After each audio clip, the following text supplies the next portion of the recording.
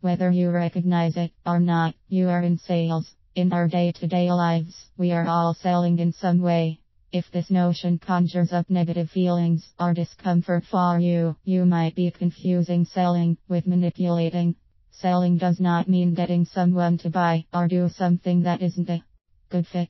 Selling means being aware of what is important to the customer. Selling is helping people make the best choice based on what our service or offering will do for them, and expressing these benefits in a way that resonates with the person we are helping. As a business consultant and coach, I have found that people new to the sales aspect of their role often need a bit of help to recognize that there is a process to sales. The successful sales process is oriented around one simple truth. People do things for their reasons, not yours. People take action and make choices not because we think our offer is good for them, but because we found a way to communicate our offer in such a way that they begin to understand what it's going to do for them. What motivates a person to buy my good or service? When deciding whether to buy a solution to a problem, decision makers evaluate the situation from either the aspect of what it will do for the business or what it will do for them personally. I have found that small/medium business owners and independent professionals primarily make purchase decisions based on what it will do for them personally.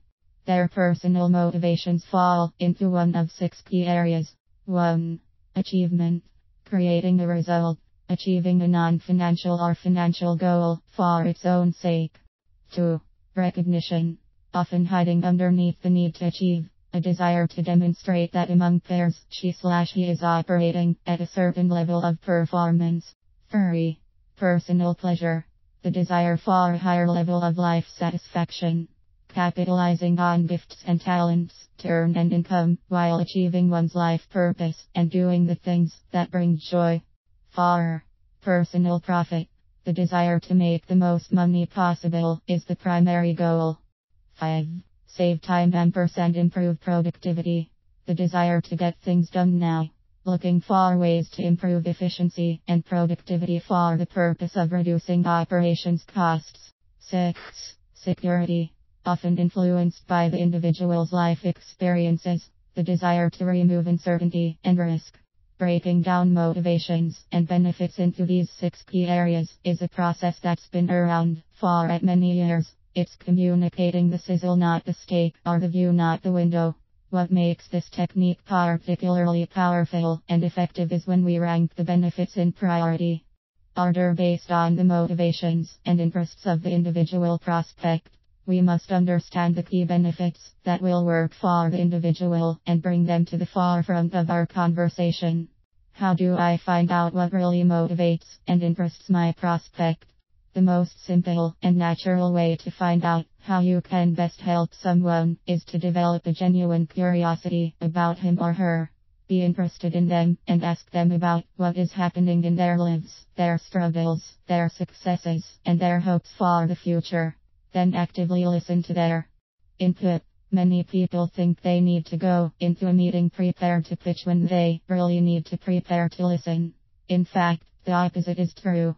A fruitful needs assessment meeting typically consists of 85% listening and 15% presenting.